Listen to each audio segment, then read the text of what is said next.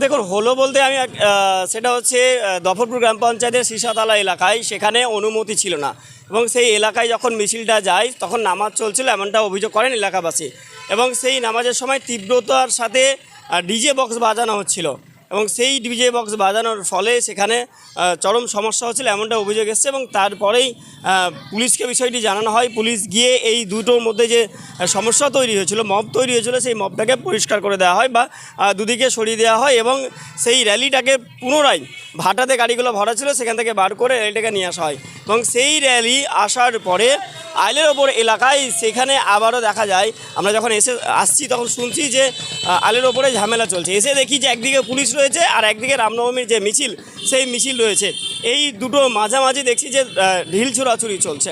আমরা কি করলাম, তৎক্ষণাৎ সেই জায়গা থেকে বেরিয়ে এলাম। আসার পর বিভিন্ন জায়গায় সিসিটিভি ফুটেজ, নর্মাল ফুটেজ সমস্ত কিছু দেখলাম। দেখার পর আমরা ওখান থেকে যখন দাঁড়িয়ে রয়েছি, ঘটনাস্থলে রয়েছি, একটা 4 চাকা গাড়িকে ভাঙা হয়েছে, কোপানো হয়েছে কাঁতে দিয়ে, এই সমস্ত কিছু যখন ছবি করছি তখন কোনো এক পুলিশ কর্তা বলছেন যে এখানে কি করছো, তাড়াতাড়ি মানে পুলিশ প্রশাসনকে নির্দেশ দিচ্ছে যে এখানে কি করছো, তাড়াতাড়ি চলো, ফুলতলায় বিশাল ঝামেলা লেগেছে। তখন আমরাও কী করলাম, ওখান থেকে সডান আমরা ফুলতলা মোড়ে এলাম। আসার পর দেখছি যে ওখানে যে হোর্ডিং লাগানো আছে সেই হোর্ডিংয়ে ধর্মীয় পতাকা লাগানো আছে মুসলিমদের এবং সেখানে দুটো পতাকা লাগানো হচ্ছে গেরুয়া পতাকা।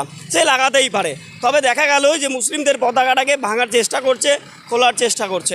এই নিয়ে নিচে থেকে পুলিশ আধিকারিক যারা ছিলেন মিশ্র, কিছু পুলিশ নিষ্ক্রিয় ভূমিকা পালন করেছে, কিছু পুলিশ নিষেধ করেছে। তো সেই জায়গায় দাঁড়িয়ে ওখানে কন্টিনিউ 2-3 জন ছিল, তারা চেষ্টা করছিল। এবং যখন আমরা সেই ফুটেজটা করতে যাই তখন কেন্দ্রীয় বাহিনী দুবার আমাদের যারা সংবাদ মাধ্যমের কর্মী ছিলেন তাদের মোবাইল কেড়ে নেয়। আমাকে দুবার বাধা দেওয়ার চেষ্টা করা হয়, কিন্তু বাধা দিয়ে যখন আমি দেখলাম যে যখন ঝান্ডাটা খোলার চেষ্টা করছে এবং বাধার চেষ্টা করছে, তৎক্ষণাৎ আমি আমার মোবাইলে সেই ফুটেজটা ক্যাপচার করতে থাকি। ক্যাপচার করতে করতে যখন খুলতে পারছে না, দীর্ঘক্ষণ ধরে টানাইচড়া করছে, তা করতে করতে দেখছি সবাই এইদিকে দৌড়ে পালাচ্ছে। দৌড়ে এসে দেখছি যে এই সমস্ত দোকানগুলোই একতরফা লুটপাট চলছে, দোকানগুলো জ্বালিয়ে দেওয়া হচ্ছে, দোকানের আসবাবপত্র মালপত্র যেগুলো ছিল সেগুলো নিয়ে পালানো হচ্ছে, যার যা পাচ্ছে ভাঙা হচ্ছে। এবং যখন ভাঙছে তখন বলছে যে এইটা মুসলিমদের দোকান এটা ভাঙ, ওইটা মুসলিমদের দোকান ওটা ভাঙ, ওটা মুসলিম দোকান ওটা ভাঙ। এই যে মানে একটা ইন্টেনশনালি একটা ধর্মের ওপরে একেবারে আঙুল দেখিয়ে দেখিয়ে। এবং আপনি দেখবেন একটা আশ্চর্য ব্যাপার যে যখন মবটা আসে এই পুরো রাস্তা ভর্তি হয়েছিল, যখন দোকানগুলো ভাঙা হয়, ডান দিকের দোকানগুলো ভাঙা হয়েছে, বাঁ দিকের দোকানগুলো দেখুন অক্ষত অবস্থা রয়েছে, একটা দোকান কিচ্ছু হয়নি। বাঁ দিকের সব দোকান অক্ষত অবস্থায় রয়েছে, কারণ বাঁ দিকের দোকানগুলোর নামগুলো দেখুন আর ডান দিকের দোকানের নামগুলো দেখুন। মানে আমি যখন এই খবরটা পরিবেশন করলাম, গতকালকে বিজেপির এক নেতা বলছে যে ওম টিভি লাইভের রাজু শেখ তিনি হিন্দুদেরকে সনাতনীদেরকে বদনাম করার চেষ্টা করছেন। আমি যদি বদনাম করার চেষ্টা করি তাহলে আমি যে লাইভ ভিডিওটা করেছি সেই ভিডিওটা ইন্ডিয়া থেকে কেন ব্যান করা হলো? একটি নয়, 10 থেকে 12টি ভিডিও আমার ব্যান করা হয়েছে ইন্ডিয়াতে, যেগুলোর সরাসরি আমরা দেখিয়েছি। এবং পুরো দোকানগুলোতে সিসিটিভি ফুটেজ রয়েছে। প্রত্যেকটা সিসিটিভি ফুটেজ দেখে আমরা প্রশাসনের কাছে দাবি রাখছি যে বিজেপির নেতা তিনি যে বার্তা দিচ্ছেন যে রাজু মিথ্যা খবর করছে, সনাতনীদের বদনাম করার চেষ্টা করছে।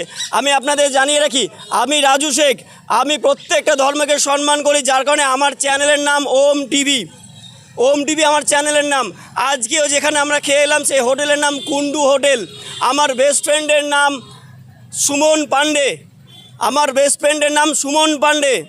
তো এই রাজু আমি, কিন্তু যে ঘটনা ঘটেছে চোখে চোখ রেখে প্রশ্ন করেছি, যারা মদত দিয়েছে, যারা করেছে, যারা বলছিল যে আমরা এখন ভাঙচুর চালাচ্ছি, আপনারা দেখেছেন ভিডিওতে, তাদেরকে প্রশ্ন করেছিলাম যে আপনারা কেন ইন্টেনশনালি একটা জাতির দোকানদারের ওপরে হামলা চালালেন, কেন করলেন? এই প্রশ্নটা করা যদি আমার সনাতনীদেরকে যদি আমি অপমান করে থাকি, আমি মনে করি যারা ভাঙচুর করেছে তারা কোনো ধর্মের নয়। এই বিজেপি নেতারা যেটা করছে যে তাদেরকে হিন্দু নাম দিয়ে দেওয়া হচ্ছে, না, সনাতনীরা কোনোদিন এটা করে না। সনাতন শব্দের অর্থ হচ্ছে শান্ত, সনাতনীরা করেনি, দাঙ্গাবাজরা করেছে। আর সেই দাঙ্গাবাজদেরকে সিসিটিভি ফুটেজ দেখে তাদেরকে চিহ্নিত করে তাদেরকে দৃষ্টান্তমূলক শাস্তি প্রশাসনকে দিতে হবে। সেটা আজকে আমি জঙ্গিপুরবাসী হিসাবে সেটা আমি দাবি করছি। এবং যদি সেটা না হয়, যদি তারা না পারে, তাহলে এটা এনআইএ তদন্ত করা হোক। যদি প্রশাসন এনআইএ তদন্তের দাবি না জানায়, তাহলে আমরা আমাদের যে লিগাল সেল রয়েছে, মোহাম্মদ মুসলিউদ্দিন মাঝারি থেকে শুরু করে স্যার উমার গাজী সাহেব রয়েছেন, উমার ফারুক গাজী সাহেব থেকে শুরু করে আমাদের লিগাল টিম যেটা রয়েছে, সব্যসাচী স্যার রয়েছেন, আমাদের পুরো লিগাল টিম মিলে আগামী দিনে হাইকোর্টে এনআইএ তদন্তের নিয়ে আমরা রিট পিটিশন করব যদি প্রশাসন না করে। কারণ এর পূর্ণাঙ্গ তদন্ত করা হোক, এর আসল দোষীকে, আসল মাথাকে কে উস্কানি দিয়ে এই গরিবের ছেলেগুলোকে, যারা টোটো চালায়, যারা ফেরি করে, আজকে তাদেরকে ফাঁসানো হয়েছে, তাদের মাথা দিয়ে করানো হয়েছে, তাদের মাথায় ভরল কে? কারণ এই 16 থেকে 24 বছরের বাচ্চা যারা কিচ্ছু বোঝে না, কিশোর যারা, তাদেরকে ফাঁসানো হয়েছে।